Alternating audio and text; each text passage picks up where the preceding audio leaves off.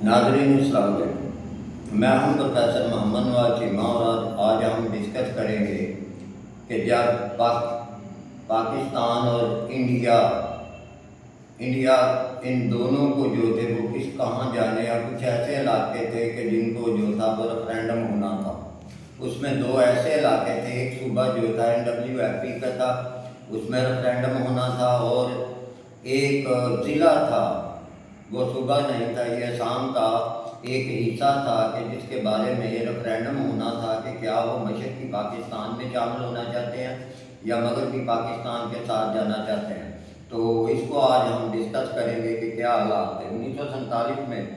बड़े सगीर की तकसीम सिर्फ पंजाब और बंगाल की तकसीम तक महदूद नहीं थी, बल्कि इस अमल के दौरान चंद ऐसे इलाके भी थे जिनके मुस्तक़बिल का फैसला अवामी राय से किया गया। उन्हीं में से एक अहम इलाका असम का ज़िला सलेट था, जहाँ एक तरीही रेफरेंडम मुनक़द किया गया। इस रेफरेंडम ने ना सिर्फ सलेट बल्कि बाद में मशरक़ी पाकिस्तान मौजूदा जिसको बांग्लादेश कहते हैं की जोग्राफियाई, सियासी और माशी ताकत पर भी गहरे असरात मुरतब किए। आज भी सलेट रेफरेंडम को बड़े सगीर की तकसीम की तारीख का एक मुनफरिद वाक़या समझा जाता है।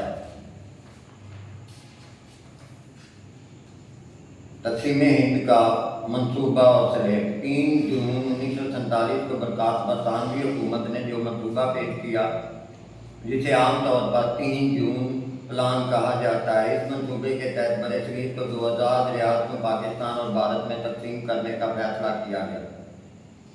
इस मंसूबे में पंजाब और बंगाल की तकसीम के लिए बाउंड्री कमीशन कायम किया गया, जबकि असम के ज़िला सलेट के बारे में अलग फैसला किया गया। क्योंकि सलेट तारीखी, सकाफती और मजहबी लिहाज से बंगाल के ज़्यादा करीब था, लेकिन इंतज़ामी तौर पर उसे 1874 में बंगाल से अलग करके असम में शामिल कर दिया गया था। इसलिए ये सवाल पैदा हुआ कि तकसीम के बाद सलेट भारत में रहे या पाकिस्तान का हिस्सा बने। इसी मसले के हल के लिए बरतानवी हुकूमत ने तय किया कि सलेट के अवाम अपनी राय का इजहार रेफरेंडम के जरिए करेंगे। सलेट की अहमियत। सलेट सिर्फ एक सरहदी ज़िला नहीं था, बल्कि इसकी अहमियत कई वजूहात की बिना पर बहुत ज़्यादा थी। जहाँ मुसलमानों की वाज़ेह अक्सरियत मौजूद थी, उसके अवाम की ज़ुबान, सकाफत और रस्म व रिवाज बंगाल से ज़्यादा मिलते थे। चाय की सन्नत और ज़री पैदावार के बायस ये मुआशी तौर पर अहम इलाका था। पाकिस्तान की मशरक़ी सरहद को मजबूत बनाने में इस ज़िला का अहम किरदार था। इसलिए मुस्लिम लीग सलेट को पाकिस्तान में शामिल करने की भरपूर हामी थी, जबकि कांग्रेस चाहती थी कि ये ज़िला भारत में रहे। रेफरेंडम कब हुआ? सलेट में 6 और 7 जुलाई 1947 को रेफरेंडम मुनक़द किया गया। इस रेफरेंडम की निगरानी बरतानवी हुकूमत ने की, जबकि मुस्लिम लीग और कांग्रेस दोनों ने भरपूर इंतखाबी मुहिम चलाई। मुस्लिम लीग का मौक़िफ़ था कि क्योंकि सलेट की अक्सरियत मुसलमान है और इसके सकाफती रुआबत बंगाल से है, इसलिए इसे पाकिस्तान का हिस्सा होना चाहिए। दूसरी जानब कांग्रेस का कहना था कि सलेट इंतज़ामी तौर पर असम का हिस्सा है, इसलिए इसे भारत में रहना चाहिए।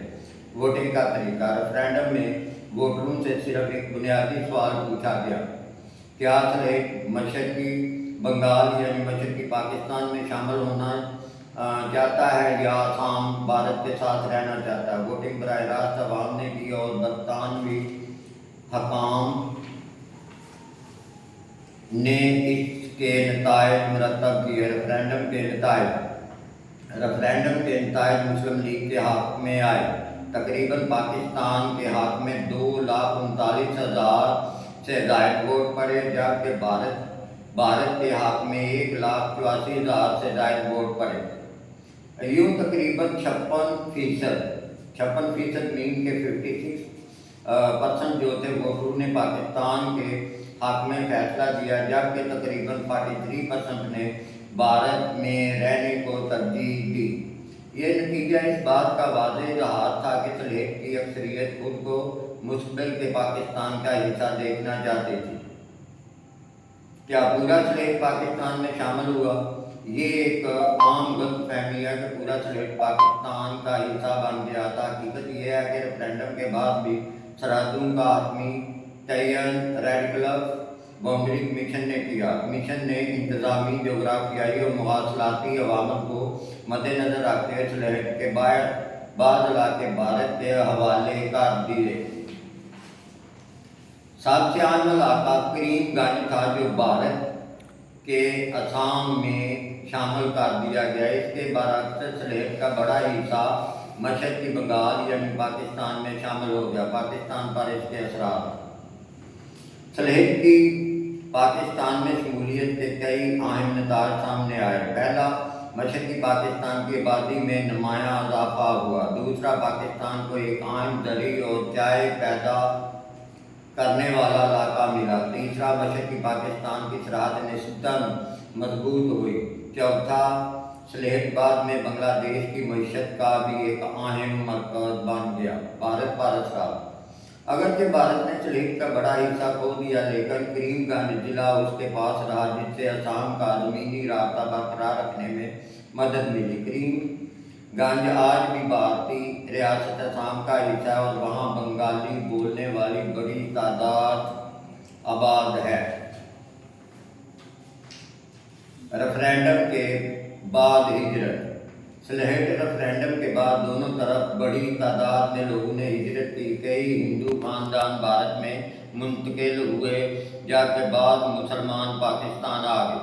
اگرچہ پنجاب جیسی وسیع پیمانے پر خونریزی نہیں ہوئی تھی لیکن نقل مکانی اور سماجی تبدیلیوں نے ہزاروں خاندانوں کو متاثر کیا۔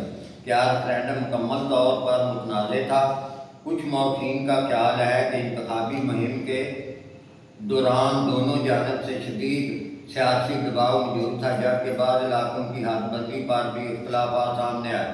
تاہم مجموعی طور پر یہ تسلیم کیا جاتا ہے کہ سلیٹ ریفرینڈم برطانوی حکومت کی نگرانی میں منعقد ہوا اور اس کے نتائج کو تقسیم ہند کے حتمی فیصلوں میں شامل کیا گیا۔ تاریخی اہمیت۔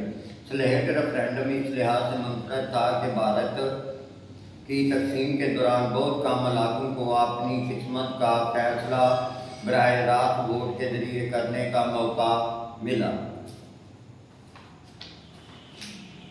یہ ریفرینڈم اس بات کی مثال بھی ہے کہ تقسیم ہند صرف مذہبی اکثریت کی بنیاد پر نہیں ہوئی تھی بلکہ بعض علاقوں میں عوامی رائے، انتظامی عوامل اور سرحدی ضروریات کو بھی مد نظر رکھا گیا۔ نتیجہ، سلیٹ ریفرینڈم 1947 برصغیر کی تاریخ کا ایک اہم باب ہے۔ 6 اور 7 جولائی 1947 کو ہونے والے اس ریفرینڈم میں عوام کو اکثریت نے پاکستان کے حق میں ووٹ دیا جس کے نتیجے میں سلیٹ کا بیشتر حصہ مشرقی پاکستان میں شامل ہو گیا جبکہ کریم گنج بھارت کے پاس رہا۔ بعد ازاں 1971 میں جب مشرقی پاکستان بنگلہ دیش بنا تو سلیٹ بھی اسی ریاست کا حصہ بن گیا۔ یہ ریفرینڈم اس حقیقت کی یاد دلاتا ہے کہ برصغیر کی تقسیم صرف سیاسی مذاکرات کا نتیجہ نہیں تھی بلکہ بعض خطوں میں عوام نے براہ راست ووٹ کے ذریعے اپنے مستقبل کا فیصلہ بھی کیا۔ اسی وجہ سے سلیٹ ریفرینڈم آج بھی جنوبی ایشیا کی سیاسی تاریخ کے اہم ترین عوامی فیصلوں میں شمار ہوتا ہے۔ میرے بھائیوں، آج اتنا ہی۔ آپ سے ریکویسٹ ہے کہ مہربانی کر کے میرے چینل دی نالج ہب کو سبسکرائب کریں اور اگلی ویڈیو کا انتظار کریں۔ Thank you very much.